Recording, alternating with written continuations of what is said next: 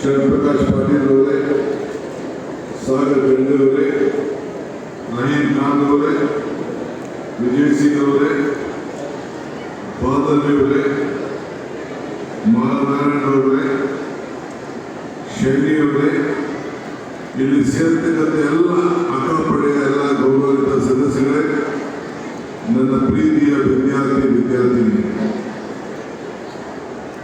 ಹೆಣ್ಣು ಕುಟುಂಬದ ಹೆಣ್ಣು. ಹೆಣ್ಣಿಲ್ಲ ಅಂದರೆ ಸಮಾಜ ಆಗಿ ನಾವ್ಯಾರು ಬದುಕಲಿಕ್ಕೆ ಸಾಧ್ಯ ಇಲ್ಲ. ಹೆಣ್ಣು ಅಂದರೆ ಭೂಮಿ, ಹೆಣ್ಣು ಅಂದರೆ ಧೈರ್ಯ, ಹೆಣ್ಣು ಅಂದರೆ ಭರವಸೆ, ಹೆಣ್ಣು ಅಂದರೆ ಒಗ್ಗಟ್ಟು, ಹೆಣ್ಣು ಅಂದರೆ ಶಕ್ತಿ, ಹೆಣ್ಣು ಅಂದರೆ ಬೆಳಕು. ಈ ಬೆಳಕನ್ನ ನಿಮ್ಮೆಲ್ಲರ ಮಾರ್ಗದರ್ಶನದಂತೆ, ನಿಮ್ಮೆಲ್ಲರ ಶ್ರಮದಂತೆ ಪ್ರತಿಯೊಂದು ಕುಟುಂಬ ಕೂಡ ಇವತ್ತು ಬೆಳಗ್ತಾ ಇದೆ. ಇವತ್ತು ನಾರಿ ಶಕ್ತಿ ದೇಶದ ಶಕ್ತಿ. ಕರ್ನಾಟಕದಲ್ಲಿ ಬಹಳ ವೀರ ವನಿತೆಯರು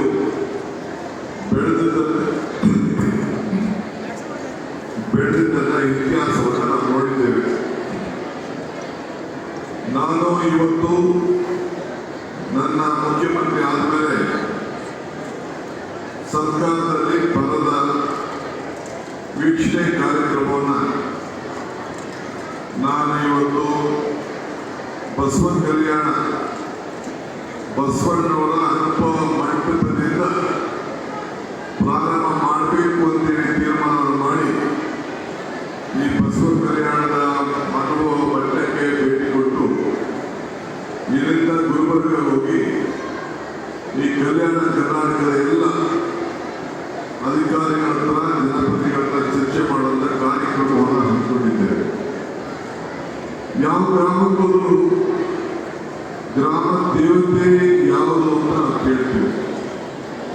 ಅಂದ್ರೆ ಪ್ರತಿ ಭೂಮಿಗೂ ಕೂಡ ಮಾತೃಭೂಮಿ, ಭೂಮಿ ತಾಯಿ ಅಂತ ಹೇಳಿ ನಮ್ಮಲ್ಲಿ ಹಿರಿಯರೆಲ್ಲ ನಮಗೆ ಮಾರ್ಗದರ್ಶನವನ್ನು ಕೊಟ್ಟಿದ್ದಾರೆ.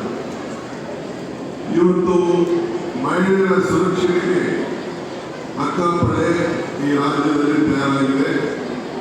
ನಮ್ಮ ಸರ್ಕಾರ ಶ್ರೀಮತಿ ಲಕ್ಷ್ಮೀ ಹೆಬ್ಬಾಳ್ಕರ್ ಅವರು ಅವರ ಮುಖಂಡತ್ವದಲ್ಲಿ ಈ ಕಾರ್ಯಪಡೆಗಳು ಬಹಳ ಚೆನ್ನಾಗಿ ಹೊಸದಾಗಿ ಬೆಳೀತಾ ಇದೆ.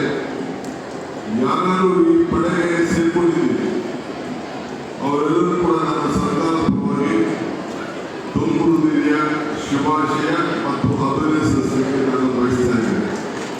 ನಿಮ್ಮ ಹೋರಾಟ, ನಿಮ್ಮ ಶ್ರಮ, ನಿಮ್ಮ ಶಕ್ತಿ, ನಿಮ್ಮ ಧೈರ್ಯ, ನಿಮ್ಮ ಸಾಧನೆ ಖಂಡಿತ ನಿಮ್ಮೆಲ್ಲರೂ ಕೂಡ ಫಲ ಸಿಗ್ತದೆ.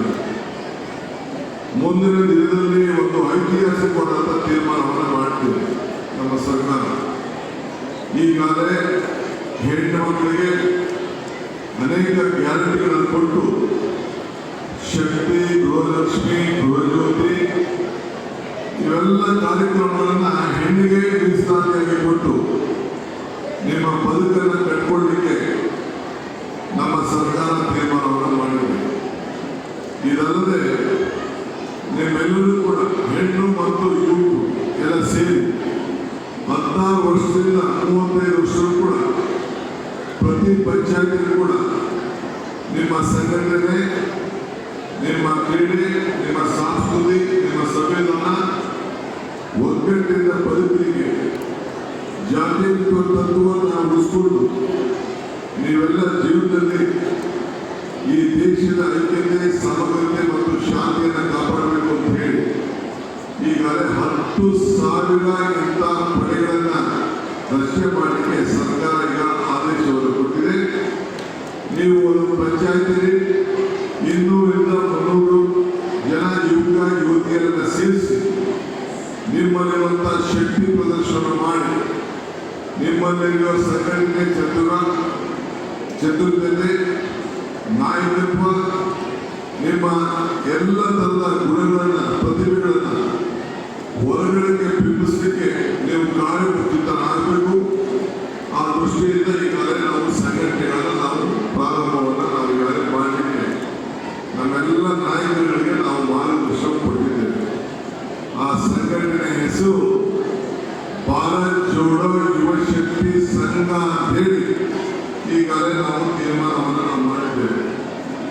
ಮಾತು ದೇವೋ ಭವ ಅಂದ್ರೆ ತಾಯಿಯನ್ನ ದೇವತೆ ಅನ್ನೋದನ್ನ ನಾವೆಲ್ಲ ಕರಿತೇವೆ. ಹಂಗೆ ಇವತ್ತು ನೀವೆಲ್ಲ ಎಲ್ಲ ಹೆಣ್ಮಕ್ಳಿಗೆ ನಾವು ಕುಟುಂಬದಂತ ವಿದ್ಯಾಭ್ಯಾಸವನ್ನು ಕೊಟ್ಟು ಸಮಾಜಕ್ಕೆ ಕುಟುಂಬಕ್ಕೆ ಒಂದು ದೊಡ್ಡ ಮಾರ್ಗದರ್ಶನ ಕೊಡಿ ಅಂತ ಹೇಳಿ ನಿಮ್ಮ ಮೇಲೆ ನಾವು ಭರವಸೆಯನ್ನು ಇಟ್ಟಿದ್ದೇವೆ. ಅದಕ್ಕೋಸ್ಕರ ನಾವು ಗೃಹಲಕ್ಷ್ಮಿ, ಗೃಹಜ್ಯೋತಿ ಇವೆಲ್ಲ ಶಕ್ತಿ ಇವೆಲ್ಲ ಕಾರ್ಯಕ್ರಮಗಳನ್ನ ಯುವನಿಧಿ ಇವೆಲ್ಲ ಕಾರ್ಯಕ್ರಮಗಳನ್ನ ನಾವು ತಂದಿದ್ದೇವೆ. ಇನ್ನು ಮುಂದಕ್ಕೆ ಹತ್ತಾರು ಇಂಥ ಕಾರ್ಯಕ್ರಮಗಳನ್ನ ನಿಮ್ಮ ಬದುಕಿನಲ್ಲಿ ಬದಲಾವಣೆ ತರಲಿಕ್ಕೆ ನಾವೆಲ್ಲ ಪ್ರಯತ್ನವನ್ನು ಮಾಡ್ತಾ ಇದ್ದೇವೆ. ನೀವೆಲ್ಲ ನಮ್ಮ ಜೊತೆ ಕೈಗೂಡಿಸಿ ನಿಮಗೆ ಶಕ್ತಿ ಕೊಡುವಂಥ ಜವಾಬ್ದಾರಿ ನಮ್ಮದು, ಮಾರ್ಗದರ್ಶನ ಕೊಡುವಂಥ ಜವಾಬ್ದಾರಿ ನಮ್ಮದು. ನಿಮ್ಮನ್ನ ನಾಯಕರನ್ನಾಗಿ ಮಾಡಬೇಕು ಅಂತ ಹೇಳಿ ಪಂಚಾಯತಿಯಿಂದ ಪಾಲ್ಗೊಳ್ಳಬೇಕು ಕೂಡ ನೀವೆಲ್ಲ ನಾಯಕತ್ವವನ್ನು ವಹಿಸ್ಕೊಳ್ಬೇಕು. ನಿಮ್ಮ ಬದುಕಿನಲ್ಲಿ ಕಟ್ಕೊಳ್ಳೋದು ಕೂಡ ನೀವೆಲ್ಲ ನಾಯಕರಾಗಬೇಕು. ರಾಜಕಾರಣದಿಂದ ಮಾತ್ರ ನಾಯಕರಲ್ಲ, ನಿಮ್ಮೆಲ್ಲರ ಬದುಕಿನಲ್ಲೂ ಕೂಡ ನೀವು ಮುಂದಾಳತ್ವವನ್ನು ವಹಿಸಿಕೊಂಡು ನೀವೆಲ್ಲ ಹೋಗಬೇಕು. ನಾನು ನಿಮ್ದಾದ ಮೇಲೆ ಅನುಭವ ಪಡೆದು ಹೋಗಬೇಕು. ಅದಾದ ಮೇಲೆ ನಮ್ಮ ಬಿದರ್ನಲ್ಲಿ ನಮ್ಮ ಕಾರ್ಯಕರ್ತ ಸಭೆ ಇದೆ, ಅದನ್ನು ಮುಗಿಸಿ ಗುಲ್ಬರ್ಗಕ್ಕೆ ಹೋಗಲಿದ್ದೇನೆ. ಆದ್ದರಿಂದ ನಾವು ಯಾರು ಹೆಚ್ಚಿಗೆ ಮಾತಾಡದೆ ನೀವೆಲ್ಲರೂ ಕೂಡ ಶುಭ ಹಾರೈಸಿ ನಿಮ್ಮ ಜೊತೆಯಲ್ಲಿ ಡಿ.ಕೆ. ಶಿವಕುಮಾರ್ ಮತ್ತು ಡಿ.ಕೆ. ಶಿವಕುಮಾರ್ ಸರ್ಕಾರ ಜೊತೆಯಲ್ಲಿ ಇದೇ ನನ್ನ ಮಾತನ್ನು ಹೇಳಲಿಕ್ಕೆ ನಾನು ಬಯಸ್ತಾ ಇದ್ದೇನೆ. ನೀವೆಲ್ಲ ನನ್ನ ಸೋದರಿಯರು, ಯುವ ಮಿತ್ರರು, ನೀವೆಲ್ಲ ನನಗೆ ಶಕ್ತಿಯನ್ನು ತುಂಬಿ ನಾನು ಕೂಡ ನಮ್ಮ ಸರ್ಕಾರ ಕೂಡ ನನಗೆಲ್ಲ ಶಕ್ತಿಯನ್ನು ಕೊಡಲಿಕ್ಕೆ ಬದ್ಧವಾಗಿದೆ ಅನ್ನೋ ಮಾತನ್ನು ಹೇಳಿ ನನ್ನ ಮಾತನ್ನು ಮುಗಿಸ್ತೇನೆ.